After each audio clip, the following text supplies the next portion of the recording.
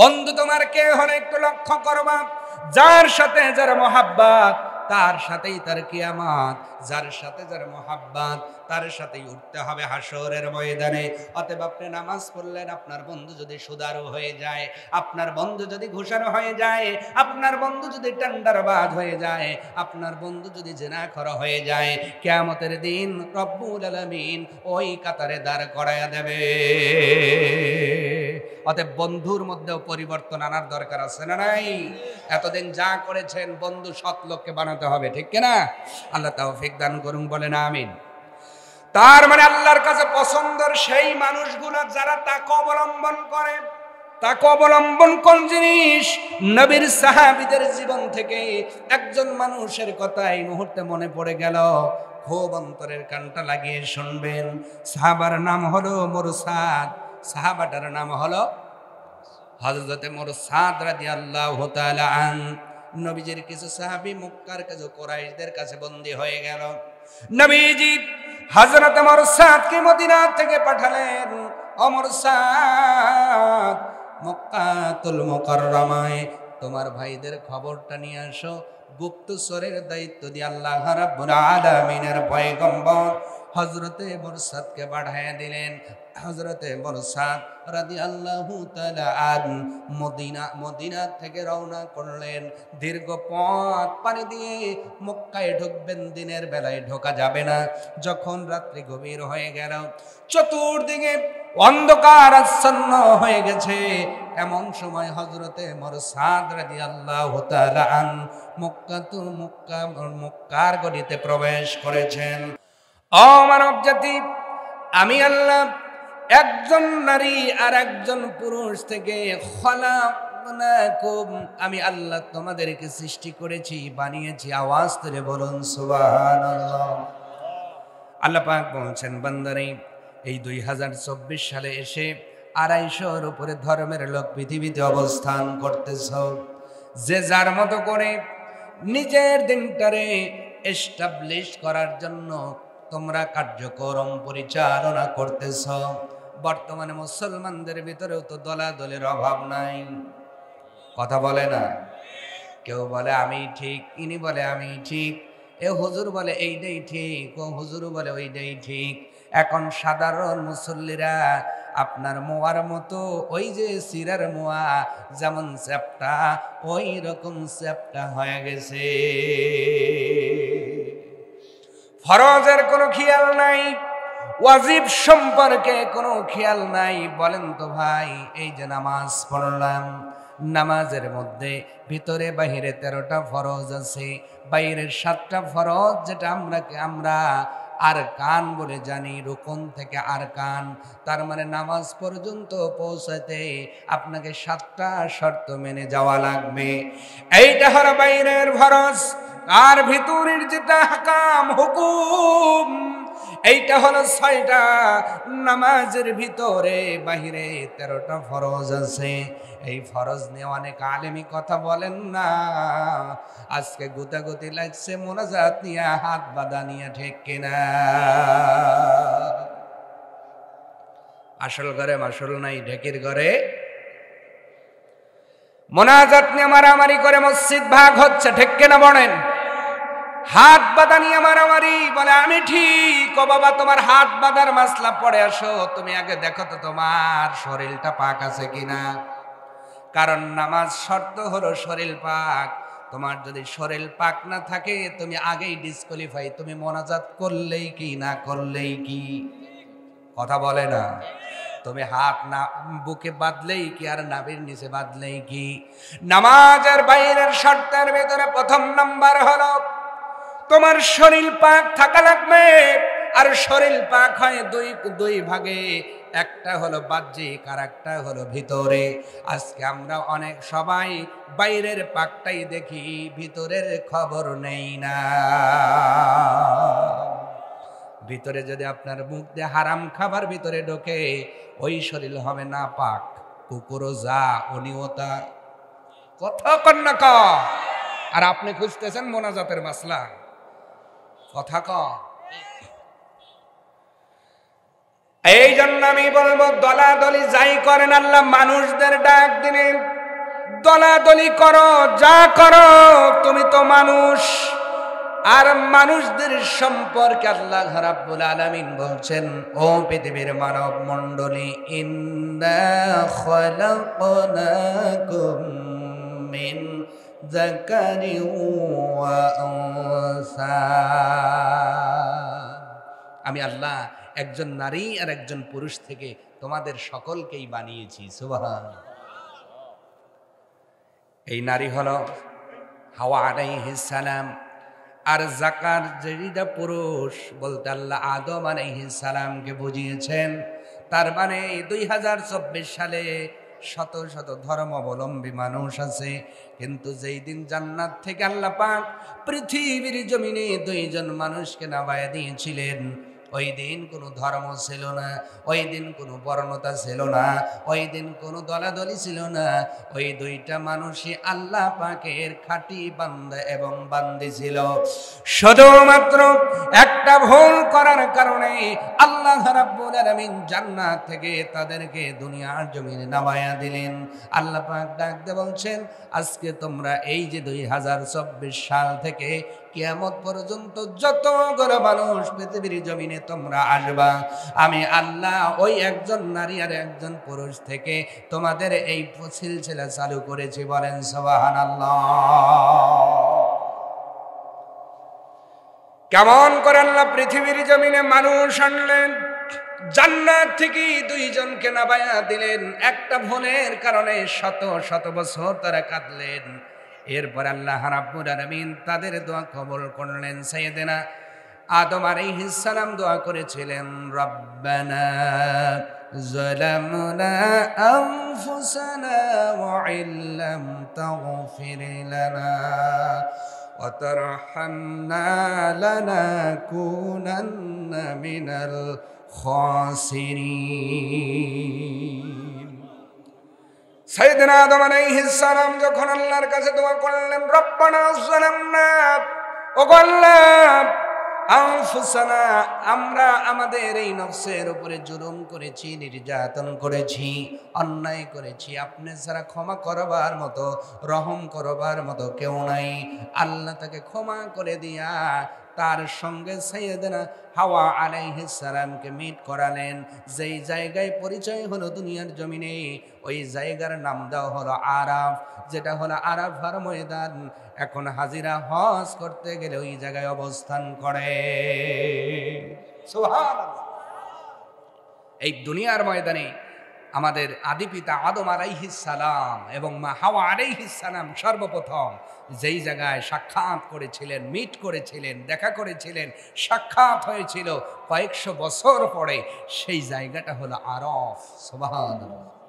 মানে পরিচিতির জায়গা। আল্লাহু আকবার। দুইজন মিট করলেন, সাক্ষাৎ হয়ে গেল। এবার তারা আপনার বসবাস শুরু করলেন, একই সাথে ঘর সংসার শুরু করলেন। আল্লাহ রাব্বুল আলামিন বড় দয়াবান, বড় মেহেরবান, দুনিয়ার জমিনে মানুষেরা আবাদ করবেন। ইন্নী জাইলুন ফিল আরদি খলিফা, দুনিয়ার জমিনে খলিফা নিযুক্ত করবার জন্য ওই একজন পুরুষ আর একজন নারী থেকে আল্লাহ মানুষ উৎপাদন শুরু করলেন। সাইয়েদনা আদম আলাইহিস সালামের ঔরসে আর মা হাওয়া আলাইহিস সালামের গর্ভে, প্রতি গর্ভেই জোড়া জোড়া সন্তান আল্লাহ দুনিয়াতে দান করেছে। ইন্না খালাকনাকুম মিন যাকারিন ওয়া উনসা, একজন নারী একজন পুরুষ থেকে আল্লাহ যদি একটা ছেলে মেয়ে দিতেন হতো না? আল্লাহ কি মেহেরবান। প্রত্যেকটা গর্ভেই হাওয়া আলাইহিস সালাম দুইজন করে সন্তান জন্ম দিতেন, একজন পুরুষ একজন নারী। সুবহানাল্লাহ বললেন না? ক্ষমতা কার? ক্ষমতা কার? আল্লাহ রাব্বুল আলামিন বলছেন, বান্দা বান্দি শোনো, জোড়া জোড়া সন্তান আমি হাওয়ার পেটে দেওয়া শুরু করলাম।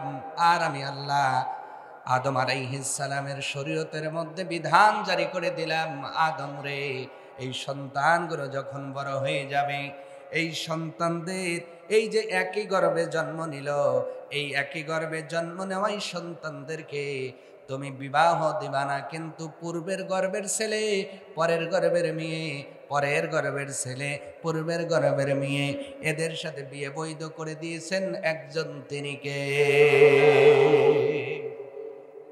এক পর্যায়ে যে কোরবানির ইতিহাসে চলে আসে, একটা মেয়ের নাম ছিল লিউজা, একটু কালো বর্ণের, আর পরের গর্ভে যে মেয়েটা জন্ম নিয়েছিল আকলিমা, দেখতে বড় সুন্দরী, সুবহানাল্লাহ।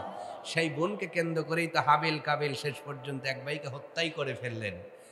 ওই দিকে ঘটনা বলা আমি বলতে গেলে সময় লাগবে, ওই দিকে সময় নাই। জাতির লোকেরা ভালো করে বোঝেন, আল্লাহ পাক হাওয়া আলাইহিস সালামের গর্ভে জোড়া জোড়া সন্তান দিয়া পৃথিবীর ময়দানে মানুষের আবাস শুরু করলেন। আজকে 2024 সালে এসে ঈসাই সনে খ্রিস্টাব্দে এসে আমরা লাখো কোটিতে পরিণত হয়ে গেছি,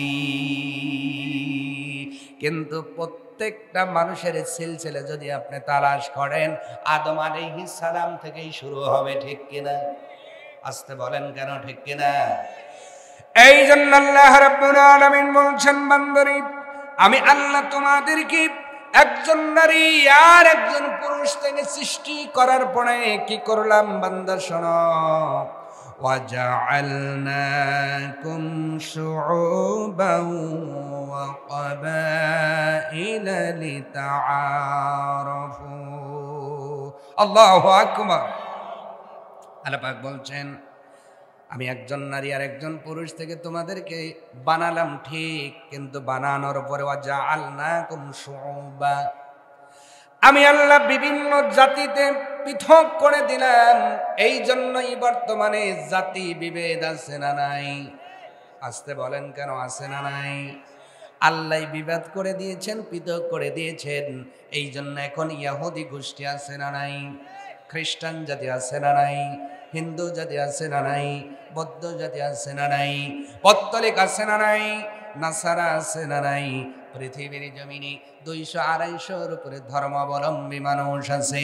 সম্মানিত ভাইয়েরা আমার, আল্লাহ রাব্বুল আলামিন বলছেন বান্দারে শোনো, আমি আল্লাহ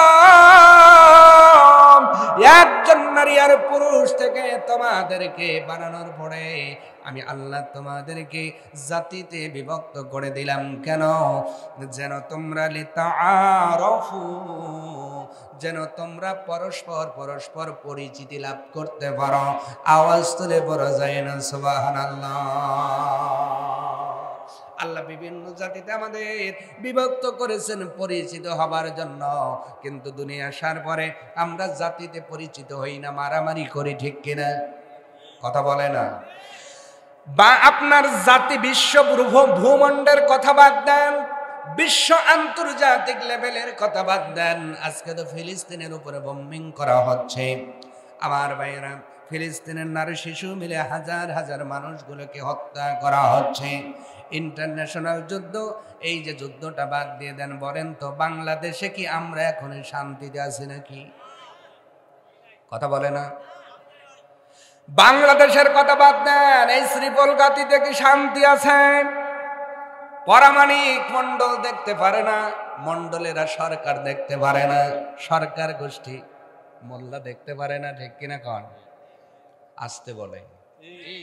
বাজারে গেলে কয় আমি সরকার, কয় তো কি দরকার? একজন কয় আমি পরামাণিক, আর কয় আমি মন্ডল, করব খালি গন্ডগোল, ঠিক কিনা? এই যে জাতিতে বিভাগ, জাতিতে বিভাজন করলেন আল্লাহ, জাতিতে জাতিতে পৃথক করা হলো লিতাআরাফু, পরিচিতির জন্য। কিন্তু আমরা পরিচিতি বাদ দিয়া আজকে যুদ্ধ বিগ্রহের মধ্যে নিজেদের নিমজ্জিত করে দিলাম। বর্তমানে এই সময়ের ভিতরে যেই সংগঠন নিয়ে বেশি কথা বলা হচ্ছে, সেই সংগঠনটা হলো ইসকন। ইসকন নিয়ে কথা বলার জন্য বাংলাদেশের জমিনেই একজন মাদ্রাসার মুহতামিমকে মারধর করা হয়েছে। সভাপতি সাহেব ইসকনের বিরুদ্ধে কথা বলার জন্য বক্তাকে বাধা দিয়েছেন। এই যে মারামারি হানাহানি ডাকাডাকি, আল্লাহ পাক বললেন বান্দারে জাতিতে জাতিতে আমি আল্লাহ বিভাজন করলাম, তোমাদের পরস্পর পরিচিত হইবা, তোমাদের সম্পর্ক দৃঢ় হবে যখন একই কোরআনের ছায়া তলে এসে যাবারে বান্দা। তোমার আঞ্চলিক দ্বিখণ্ডতে থাকতে পারে, আঞ্চলিক বিভিন্নতা থাকতে পারে, যদি কোরআনটার সঠিকভাবে তোমরা অনুসরণ করতে পারো, আমি আল্লাহ দুনিয়ার জমিনে সব মুসলমানকে একটা শরীরের মতো শান্তিময় বানায় দেব। নবীজি বলছেন কুল্লু মুসলিমুন কাল জাসাদ, প্রতিটা মুসলমান হলো একটা শরীরের মতো। আবার ভাইরা, তাহলে আল্লাহ একজন নারী আর পুরুষের ভিতর থেকে আমাদেরকে সৃষ্টি করার পরে বিভিন্ন জাতি গোত্রে বিভাজন করলেন যেন আমরা পরিচিতি লাভ করতে পারি, আমরা সম্মান পেতে পারি, আমরা একে অপরের প্রয়োজনে কাজে লাগতে পারি। আল্লাহ যুদ্ধ বিগ্রহ করার জন্য সৃষ্টি করেন নাই। যদি তোমরা সীমালঙ্ঘন করো, মনে রেখে দিও জাতির লোকেরা, এই জমিনে আল্লাহ সর্বপ্রথম জিন জাতির আবাদ করেছিলেন। ওই জিন জাতি অবাধ্য হওয়ার কারণে তাদের আল্লাহ খতম করে মানুষের আবাদ করেছেন। তোমরাও যদি বেশি সীমালঙ্ঘন করো, জিন জাতির মতো তোমাদেরকেও শেষ করতে সময় লাগবে না। ঠিক কিনা বলেন? অতএব আমরা রক্তপাত চাই, আমরা শান্তি চাই। তবে শান্তি আসবে কি দিয়ে? জোরে বলেন, আর জোরে। শান্তি দুনিয়ার কোন সংগঠন দিতে পারবে না।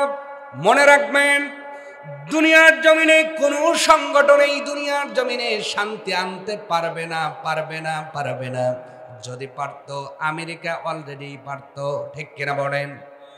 কেন পারবে না? কারণ নবীজি বলেন তো, নবুয়ত পাওয়ার আগে নবীর চরিত্র ভালো ছিল না খারাপ ছিল?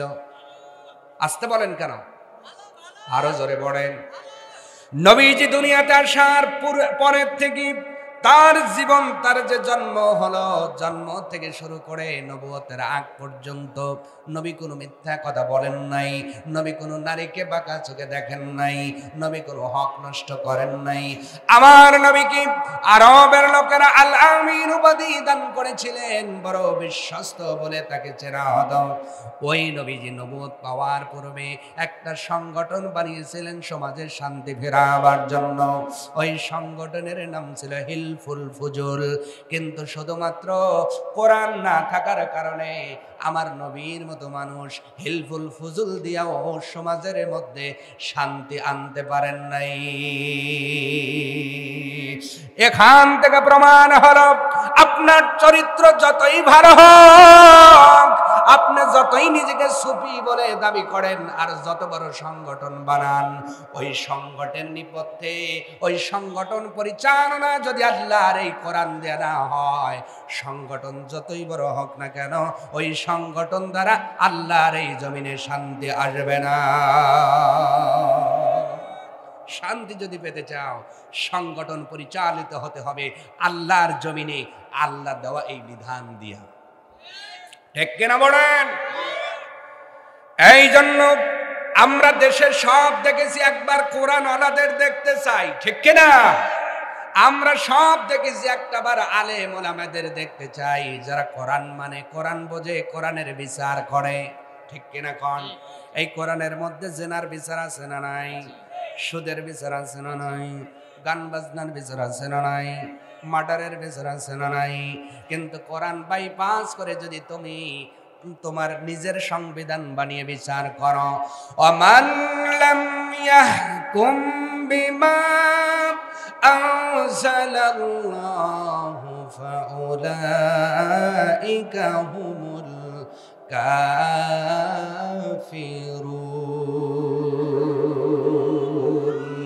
আল্লাহ পাক বলছেন, বান্দারে আমার এই জমিনে আমার কোরআন দেখেও যদি বিচার পরিচালনা না করে,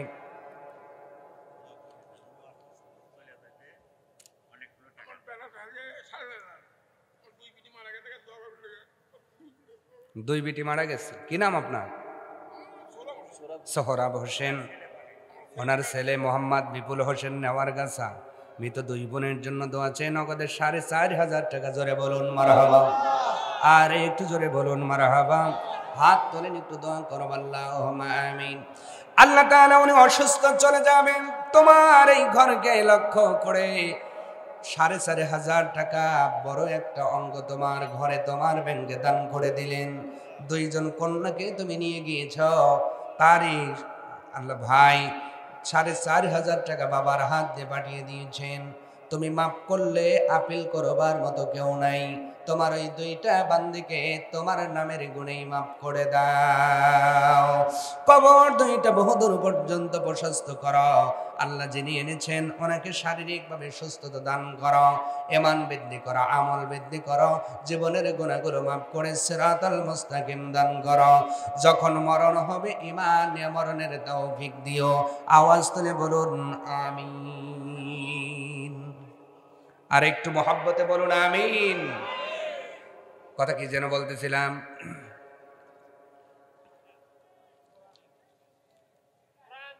খেয়ালে না তালে দেখছে ওয়াজ যে বাড়িতে যাবে কেমনে বুঝি আমি ঘর কি যেন বলতেছিলাম?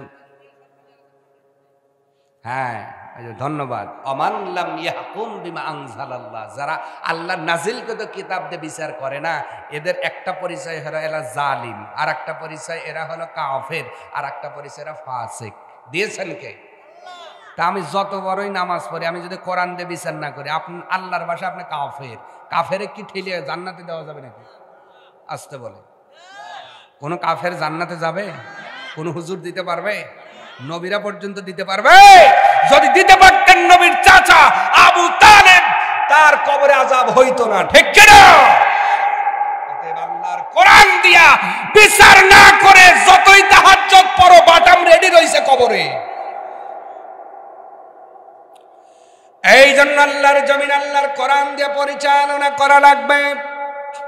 আল্লাহ রাব্বুল আলামিন বলছেন, বান্দারে আমার নবী হিলফুল ফুজুল গঠন করে শুধু কোরআন দিয়েছিলাম না, নাজিল করি নাই, এই জন্য উনি দুনিয়ার জমিনে শান্তি আনতে পারেন নাই।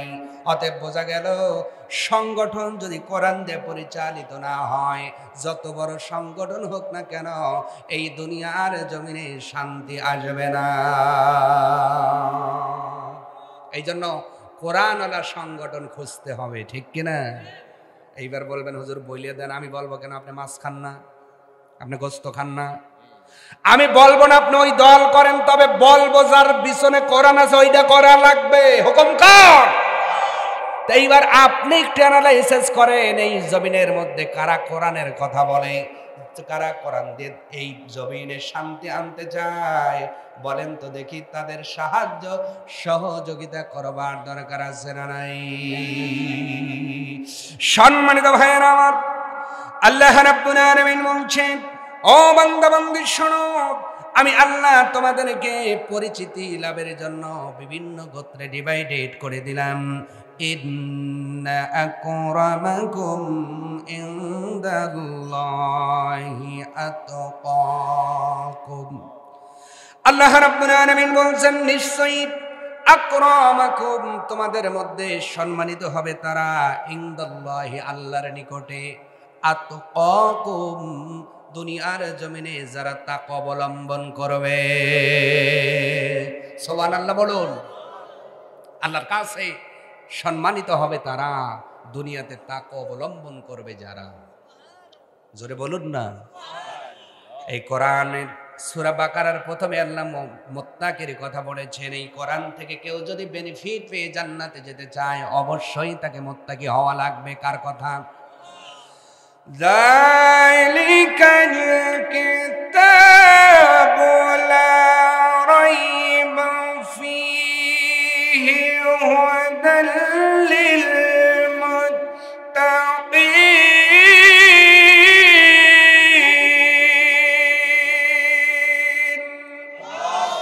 আল্লাহ রাব্বুল আলামিন বলছেন, তুমি যদি এই নির্ভেজাল কিতাব থেকে বেনিফিট পেতে চাও, লাভ পেতে চাও, উপকার পেতে চাও, দুনিয়ার জমিনে তোমারে মুত্তাকি হওয়া লাগবে।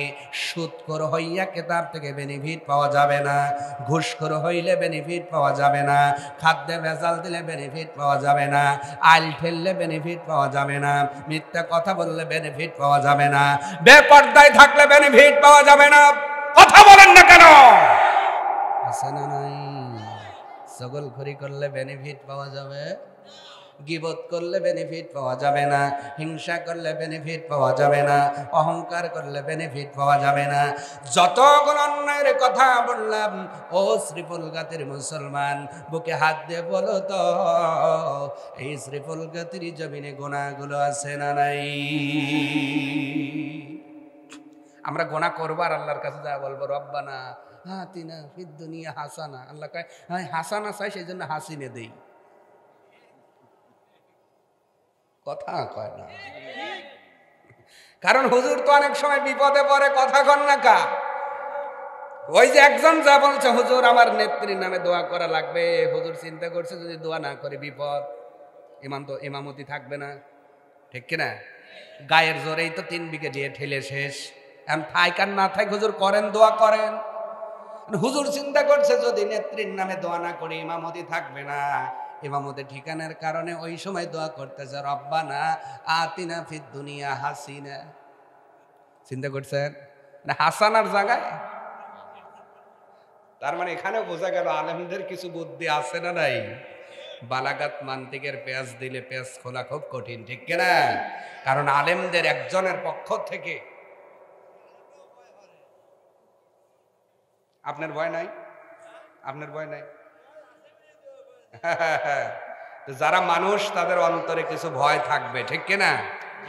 যারা মানুষ, এখন যদি সাপ আসে থাকবেন না যাবেন? না আলেম দেহে যদি কয় যে ওলো ওলো রে কালবাদুরি সাপ, কিছু ভয় মানুষের যাদের অন্তর আছে ভয় থাকে, কম আর বেশি। কম আর আপনার বেশি আছে, ওনার কম আছে, ভয় করে কি করে না?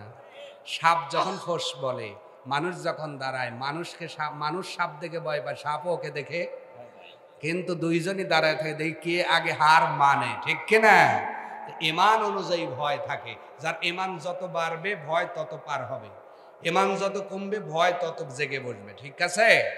তা আপনার ঈমান যদি থাকে বেশি, ভয়টা পালিয়ে যাবে, আর ঈমান যদি কম থাকে ভয়টা বেশি থাকবে। সূত্রটা হলো এইটা। তা আপনার অন্তরে ঈমান কতটুকু আছে সেই অনুযায়ী আপনার মিটার উঠবে ভয়টা কতটুকু।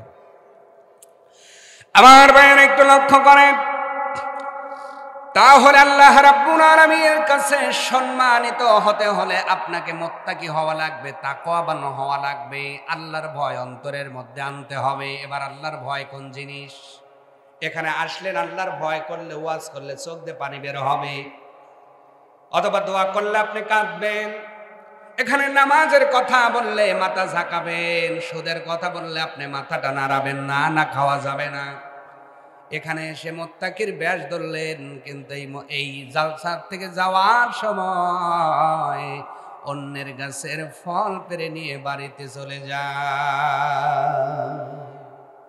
মানে মুত্তাকি অনেক গেছে, ঠিক কিনা? কর এখানে কাঁদবে ঠিক, মসজিদে গেলে তাকওয়া হয়, ভয় হয়, জানাজার নামাজে গেলে আল্লাহকে ভয় করি, মাটি দেওয়ার সময় ভয় করি, কিন্তু চাষটলে চা খাই আর অশ্লীল ভিডিও দেখি। 2-3 জন ঠিক বলতেছেন, আপনারা ঠিক বলেন না কেন? আপনাদের এলাকায় টিভি নেই নাকি? চাষটলে নাই, চলে না, না নষ্ট? তা বলেন আছে না নাই? আপনার তাকওয়া তো চাষটলেই শেষ, আছে না নাই? এখানে আলোচনার সময় তাকওয়াবান ঠিক আছে হুজুর, কিন্তু বাড়িতে যাওয়ার সময় সিগারেট বিড়ি না খাইলে আমার ঘুম ধরবে না, আছে না নাই? তার মানে আমার তাকওয়া বিড়ির মধ্যে, সিগারেটের মধ্যে শেষ, আমার তাকওয়া গাঞ্জার মধ্যে শেষ, আমার তাকওয়া অনেকের তাকওয়া মদের মধ্যে শেষ, অনেকের তাকওয়া সুদ ঘুষের মধ্যে শেষ হয়ে গেল। আল্লাহ রাব্বুল আলামিন বলছে, বান্দারে এমন তাকওয়া অবলম্বন করা যাবে না। তুমি পুরোপুরি যদি তাকওয়া অবলম্বন করতে পারো, আমি আল্লাহ আমার কাছে তুমি বড় সম্মানিত হয়ে যাবা। সুবহানাল্লাহ বলেন। আমার ভাইয়েরা, নবীজির কাছে প্রশ্ন করা হলো, আন আবি হুরায়রা রাদিয়াল্লাহু তাআলা আনহু ক্বিলা ইয়া রাসূলুল্লাহ, আল্লাহর নবীর সাহাবী হযরত আপনার আবু হুরায়রা রাদিয়াল্লাহু তাআলা আনহু বর্ণনা করেন, ক্বিলা ইয়া রাসূলুল্লাহ, ওগো আল্লাহর রাসূল একটু বলবেন, মান আকরামুন নাস, মানুষের মধ্যে সবচেয়ে সম্মানিত কারা?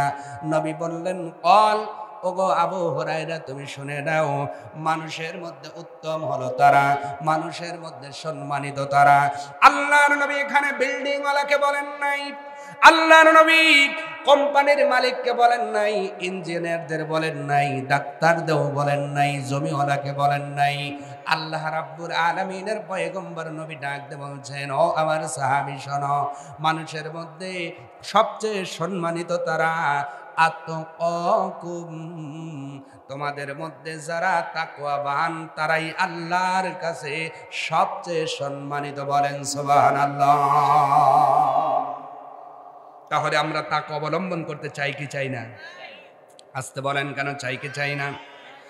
আমার ভাইয়েরা, তাকওয়া অবলম্বন করলে আপনাকে হাজারো বাড়ি দেওয়ার পরেও আপনি সুদ খেতে পারবেন না, ঘুষ খেতে পারবেন না। মানে তাকওয়া এমন একটা জিনিস যেটা হাতে ধরে আপনাকে অন্যায় থেকে ফিরাই আনবে।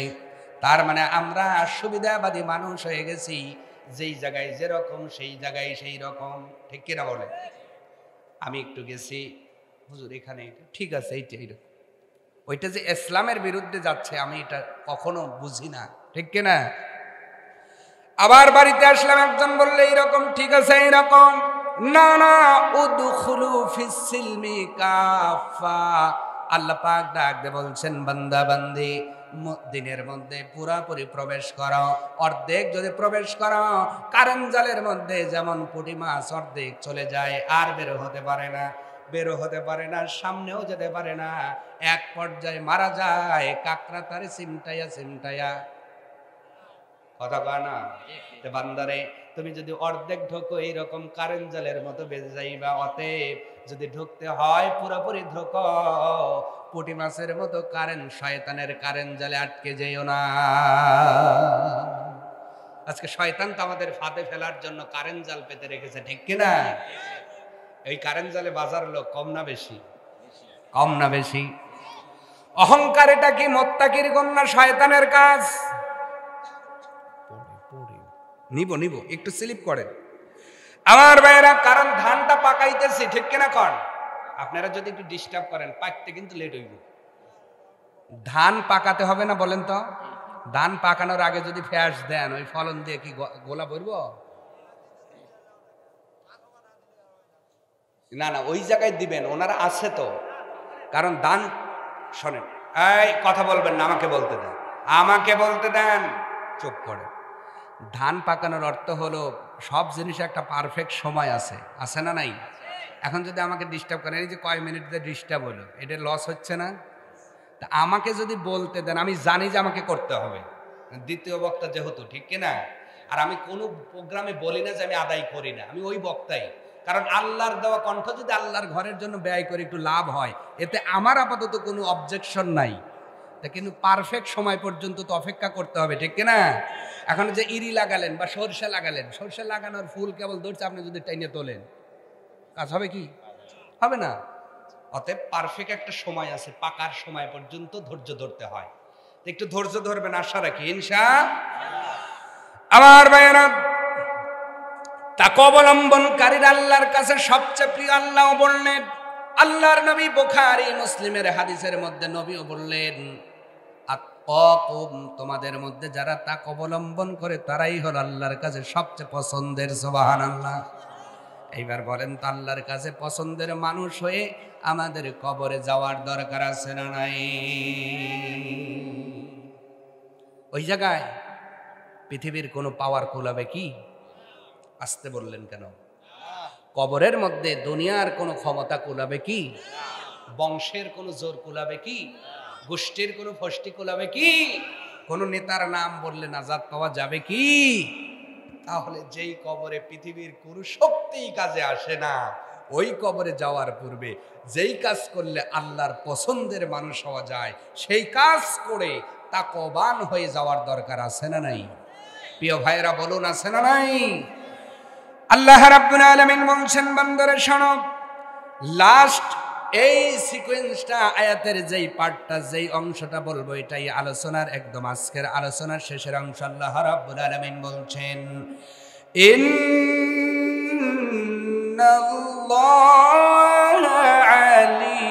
আলীমুন খাবীর।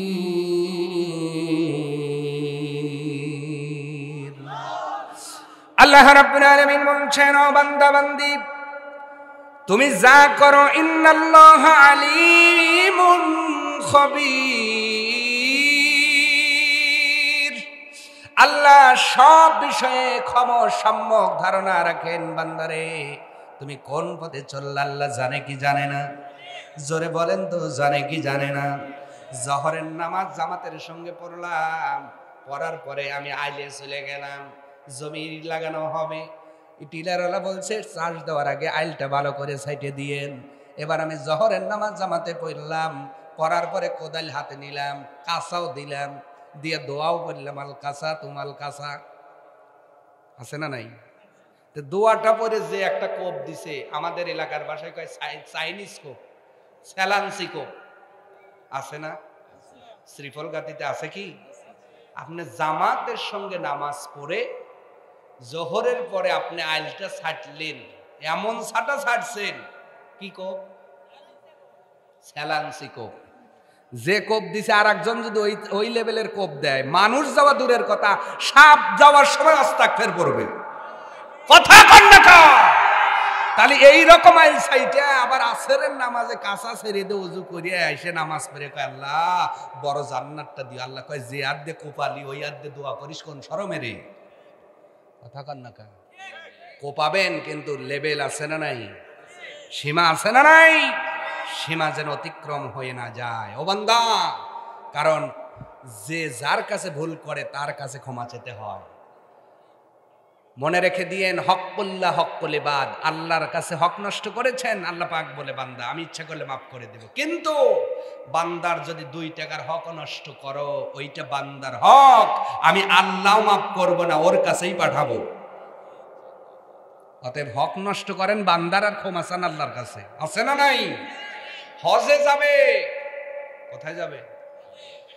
সন্তানকে ডাক দেওয়া বলছে, বেটারে হজে যাব, কি হয় জানি না, অতএব তুই আয়, রেজিস্ট্রি হয়ে দিয়ে যাই। ওরে সোনার হাজিরি, আছে না নাই? মিয়ার হক ফাঁকি দিয়ে সাওয়ালেক লিখে দিয়ে হজে যাইতেছে, লাভবাইক, আল্লাহ কয় একটাও কবুল হবি না। কথা কন না কা? এই জন্য আল্লাহ পাক বলছেন, ইন্নাল্লাহা আলিমুন খাবীর, আল্লাহ সব কিছু জানেন, বোঝেন, খবর রাখেন। সুবহানাল্লাহ।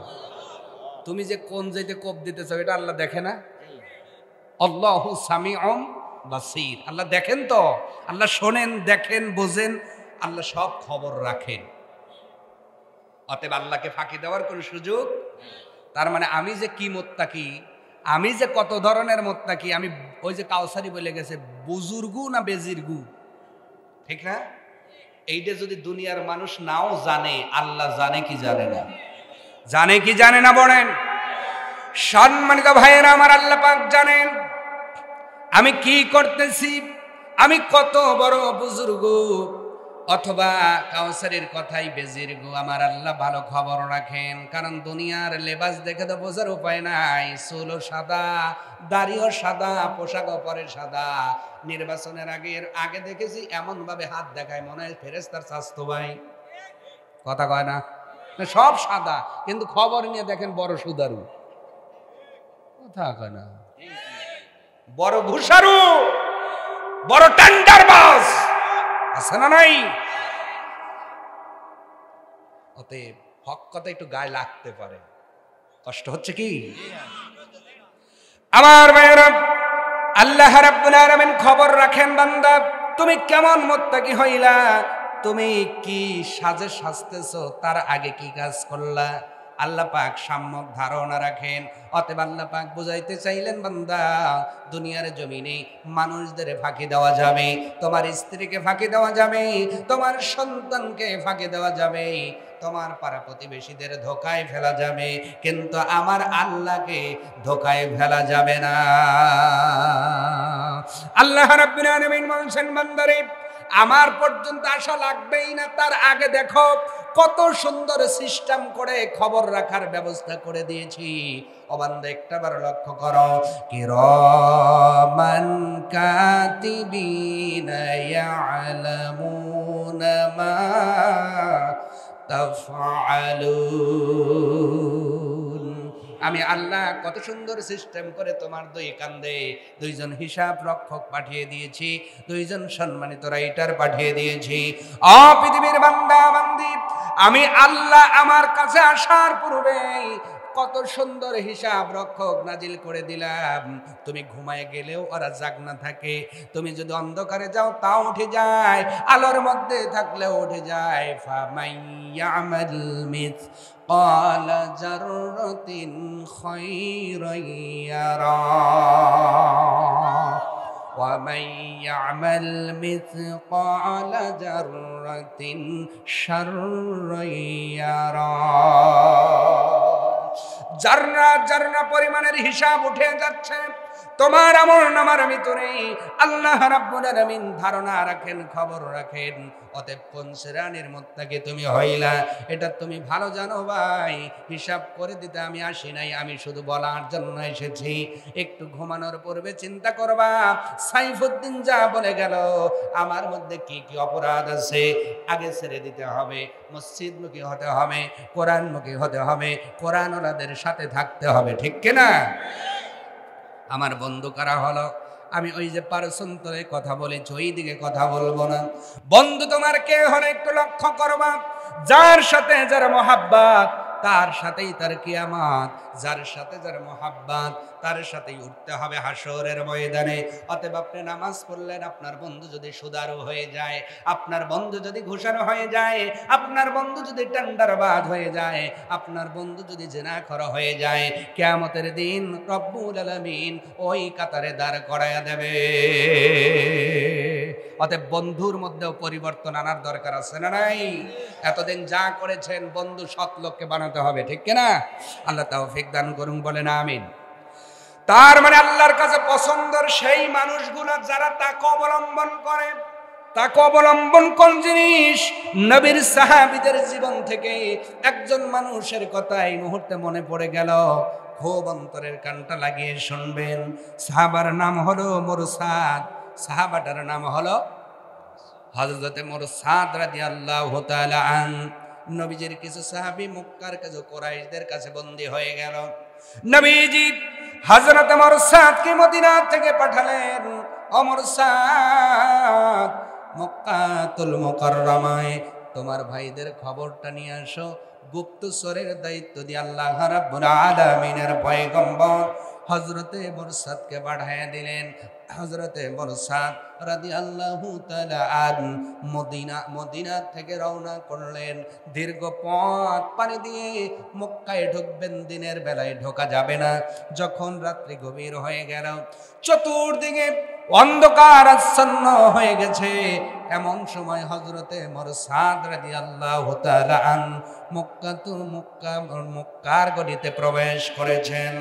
ধীরে ধীরে পাটা ফেলতেছেন। গুপ্তচরের দায়িত্ব তারে দেওয়া হলো। সম্মানিত ভাইরা আমার, কিছু দূর যাওয়ার পরে হযরতে মুরসাদ যেন বুঝতে পারে তার পিছন পিছন কে যেন আসতেছে।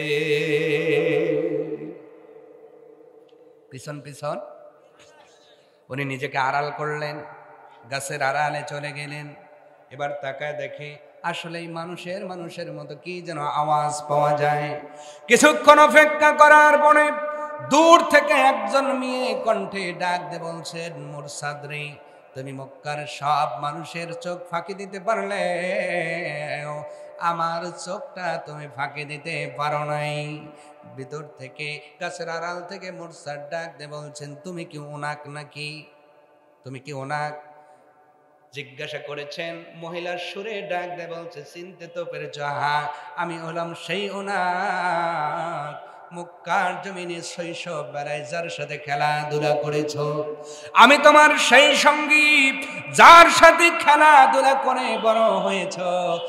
একটা সময় যাকে তুমি প্রেম নিবেদন করেছিলে রে মুরসাদ, আমাকে ফাঁকি দিয়া দিনের জন্য ওই মুহাম্মাদের দিন কলেমার গ্রহণ করে আমাকে ফাঁকি দিয়া, দেশবাসীকে ফাঁকি দিয়া মক্কা ছেড়ে মদিনায় চলে গিয়েছিলাম। অনেকদিন পর এসেছ, আমার চোখ ফাঁকি দেওয়া যাবে না। যখন মুরসাদ দেখছে পরিচিত মানুষ গাছের আড়াল থেকে বাইরে চলে এসেছে। সুবহানাল্লাহ বললেন না?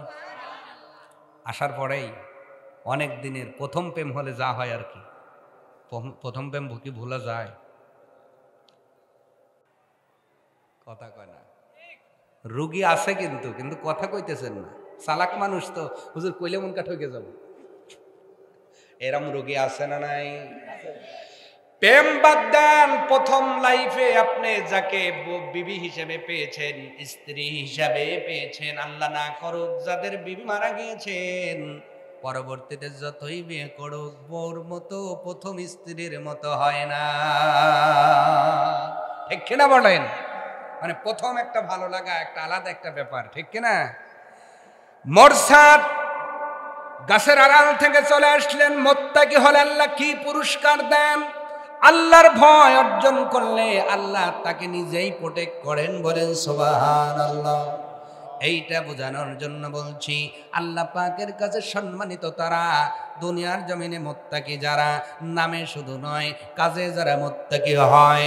সম্মানিত ভাইয়েরা আমার, গাছের আড়াল থেকে মুরসাদ যখন বাহিরে চলে এসেছেন, ওনার ওই মহিলা আর দেরি করেন নাই, মুহূর্তের মধ্যে মুরসাদের ডান হাত ধরে ফেলেছে, বলেন নাউজুবিল্লাহ। অমরসাদ, অমরসাদ, দীর্ঘদিন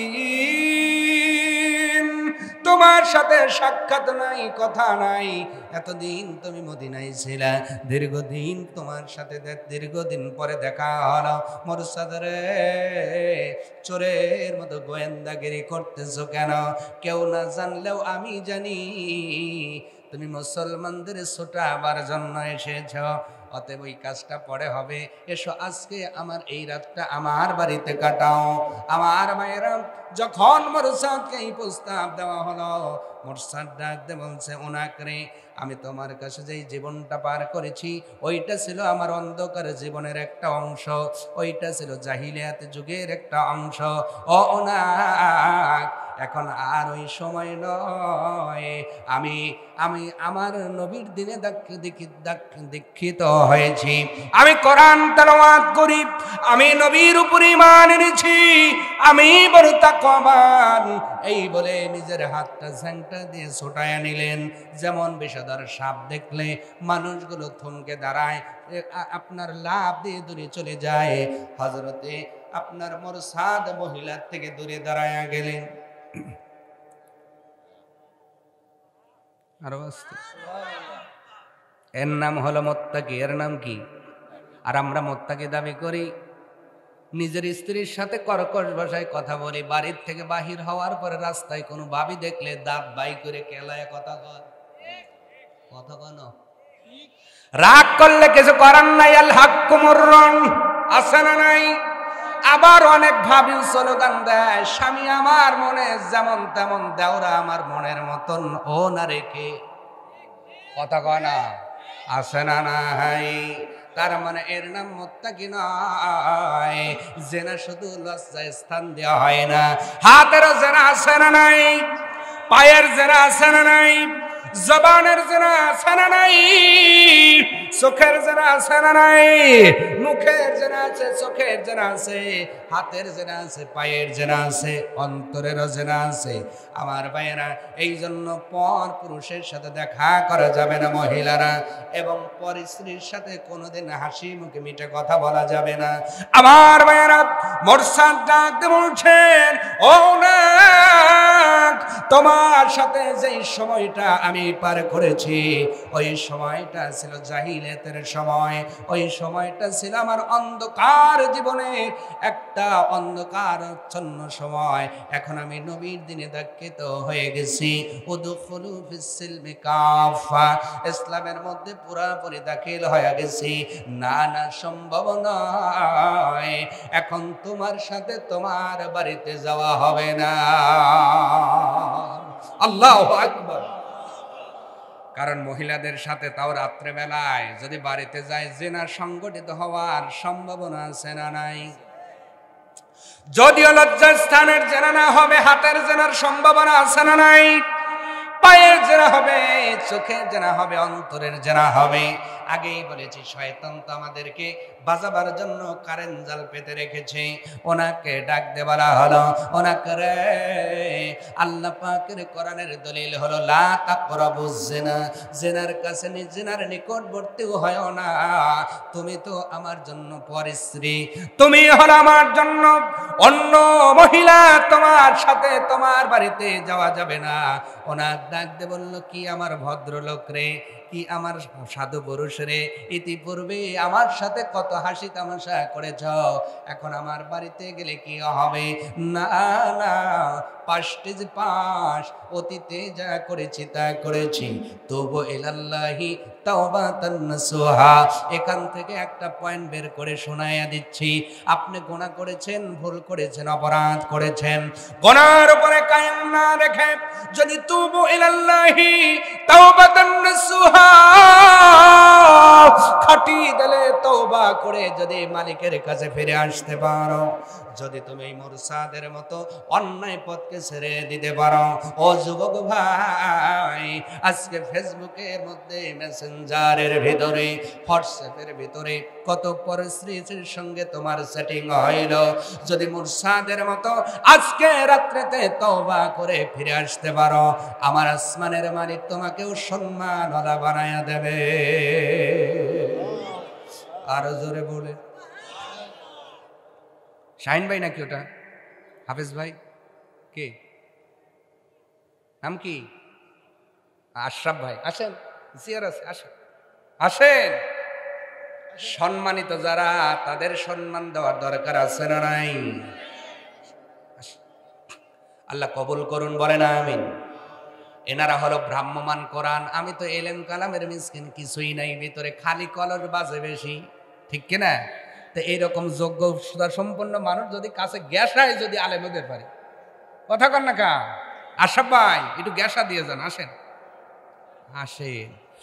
সম্মানিত ভাইয়ের আমার লক্ষ্য করেন, হুজুরের ওয়াজের ঠেলায় কি এই ছুটে গেল নাকি?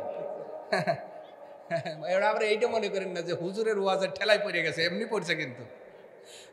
হ্যাঁ, একটু ভালো করে লাগাই দিবেন ভাই, দুর্ঘটনা যেন না ঘটে। ঠিক আছে, বসেন বসেন। ভাইরা আমার, বলতেছিলাম কার কথা? মোরসাদ। মোরসাদ নাম কি? মোরসাদে মানানার বনে অতীতের যার সঙ্গে প্রেম ছিল, ভালোবাসা ছিল, পছন্দের স্ত্রী, পছন্দের মেয়ে ছিল, কিন্তু ঈমান আনার পরে তাকে সে বিষের মতো দেখতেছে। এইটা একটা কারণে মুরসাদ অর্জন করেছে, ওইটার কারণের নামই হলো তাকওয়া, ঠিক কিনা?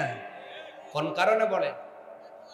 তাকওয়া আনলে জেনা খারাপ লাগে, তাকওয়া ভিতরে থাকলে সুদ বিষ লাগবে, তাকওয়া ভিতরে থাকলে ঘুষও বিষের মতো লাগবে, তাকওয়া ভিতরে থাকলে আইল ঠেলাও বিষের মতো লাগা লাগবে।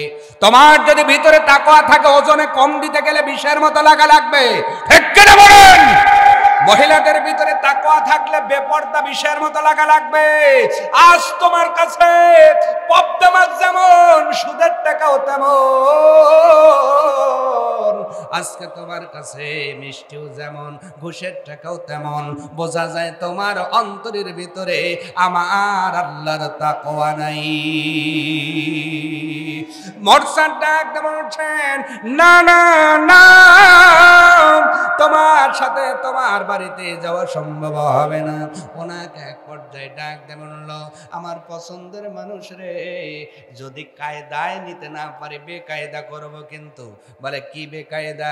কয় তালে যদি যাও ভালো, না হইলে বেতাল করে ফেলবো। কি বেতাল?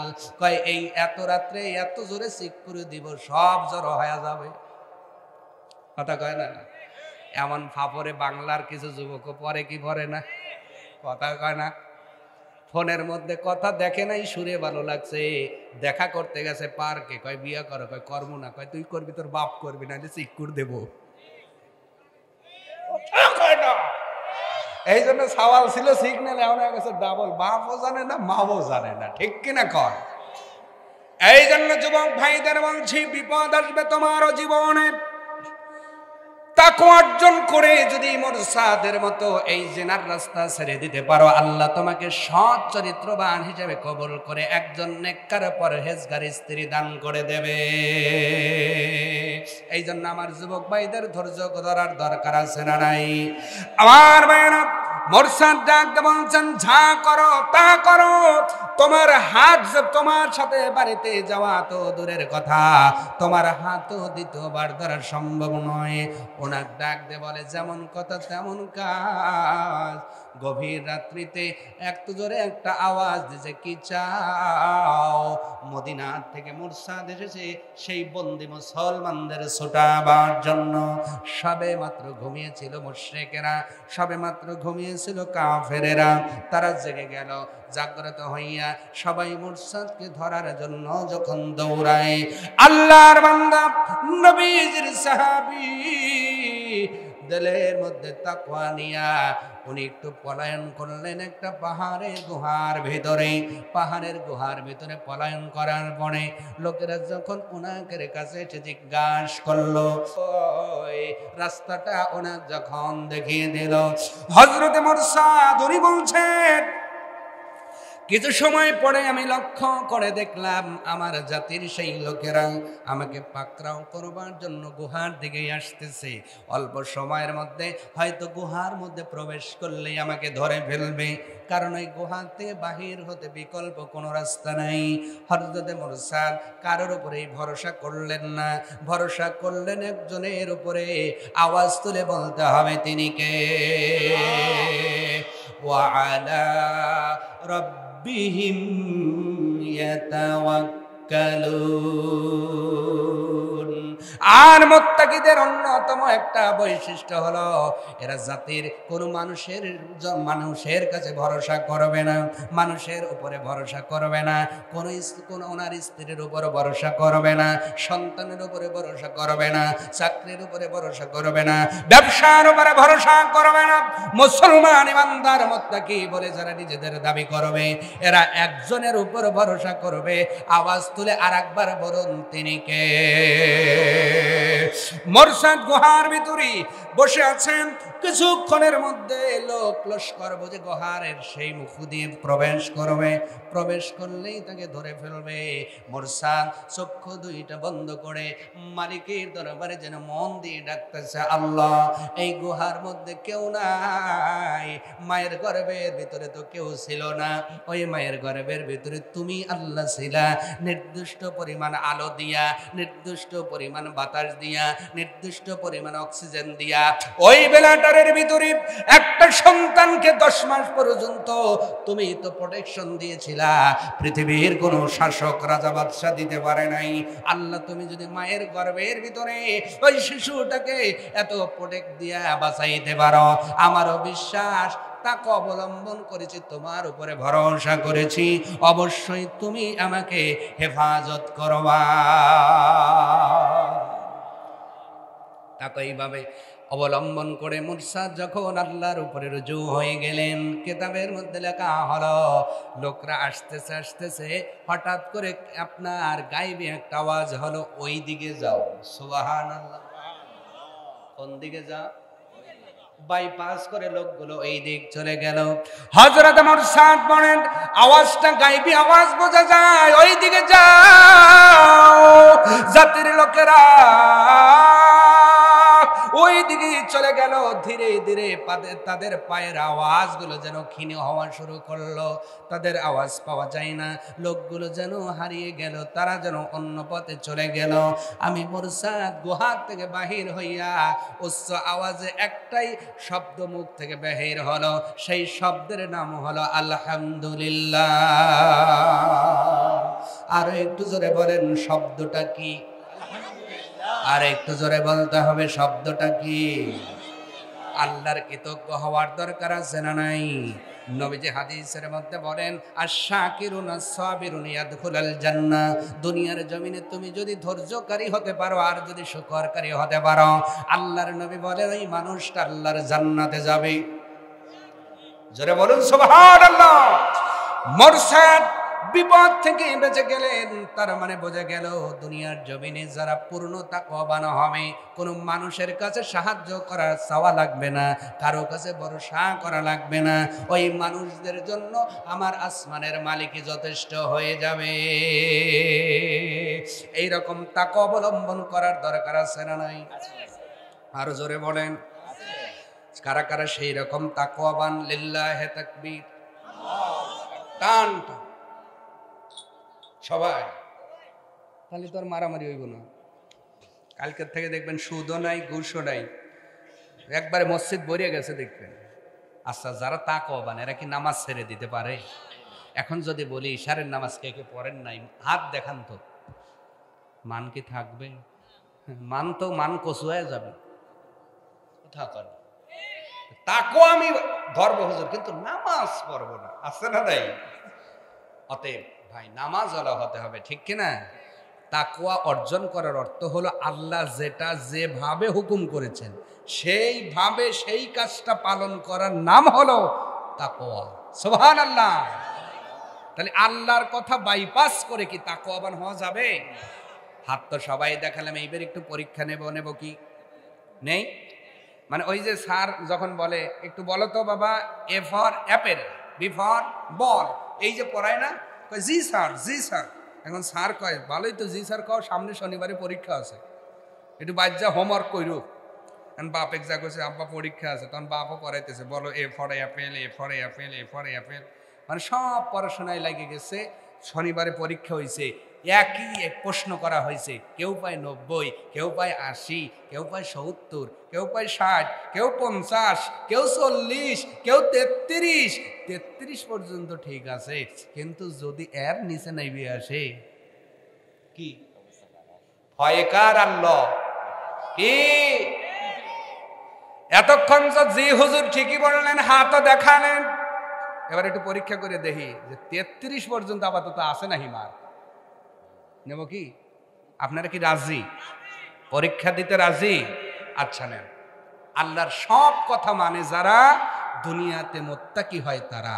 আল্লাহর একটি কথা হলো লান তানালুল বিররা হাত্তা তুনফিকু মিম্মা তুহিব্বুন। কার কথা? আল্লাহ পাক বলছেন দুনিয়াতে আমি যে রিজিক দিয়েছি, এই রিজিকের মধ্যে থেকে তুমি যেটা সবচেয়ে বেশি পছন্দ করো, ওইটা আমি আল্লাহ আমার রাস্তায় ব্যয় না করলে জান্নাত আর কামিয়াবি হাসিল করা যাবে না। কার কথা বলেন? এটা আমার কথা? মানে হুজুরের কথা? কার কথা? আল্লাহ যদি বলেন যে মুহাব্বতের জিনিস খরচ না করলে, বিররা শব্দের অর্থ অনেক মুফাসসির দিয়েছেন লান তানালুল বিররা আও লান তানালুল জান্নাহ। অধিকাংশ মুফাসসির দিয়েছেন বিররা শব্দের অর্থ হলো জান্নাত। তুমি তত সময় জান্নাত হাসিল করতে পারবে না যত সময় তুমি মুহাব্বতের বস্তু আল্লাহর রাস্তায় খরচ না করবা। বিধানটা কার? বিধানটা কার? আর আমরা খরচ করি কি? মানে বাজার করতে করতে একটা টাকা পাইছি, 2 টাকার নোটে 2.5টা তালি। কয়টা তালি? নোট 2 টাকার, তালি কয়টা? মানে 2টা ফুল আর একটা অর্ধেক, এটারে কি বলে? 2.5। এই টাকা ভিক্ষুককে দিলে নেয় না, ব্যাগ দেয়। দোকানদারও নেয় না, দুধওয়ালা নেয় না, মাছওয়ালা নেয় না, চাউলওয়ালা নেয় না, সবজিওয়ালা নেয় না। তখনও বুদ্ধি করছে কি করা যায়, আস্তে করে বাস করে পকেটে রাখে আর কই শুক্রবার কবে রে? কায় তো 2 দিন পরে। করলে তাহলে ঠিক আছে, পকেটে রেখে দিয়া যেই শুক্রবারের দিনে কৌটাটা সামনে আসে, আস্তে করে ওই যে 2 টাকার নোটে 2.5টা তালি ওইটা বাইর করে দেয়।